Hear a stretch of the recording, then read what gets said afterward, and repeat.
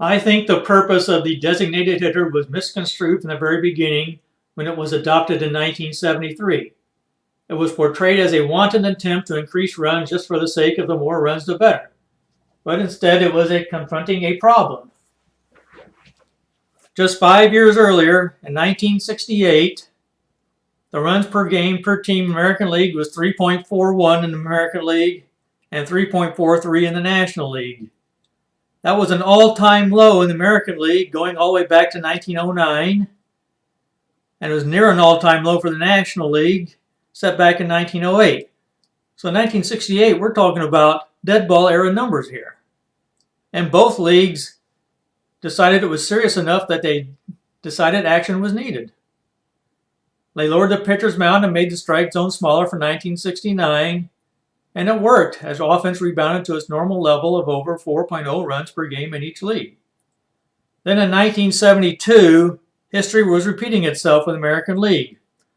Their average of just 3.47 runs per game was dangerously close to the dismal 1968 average of 3.41. And in 68, everybody realized that was unacceptable. So this 3.47 in 1972 should be equally as unacceptable. If the point was to greatly increase the offense just for the sake of the more runs the better, then the owners would have done something to increase the offense at every slot in the order, such as juicing up the ball.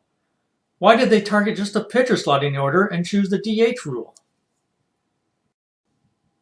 Just by watching the games, they saw how the pitcher's hitting was creating a dead spot in the order. Then by looking at the stats, they could see how truly bad it was. In 1972, the pitcher's batting averages were 145 in the American League and 147 in the National League. So they were very poor back then as well as today.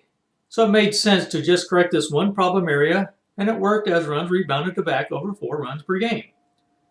Some say there's no longer a need for the DH since runs per game are no longer as bad as they were in 1972.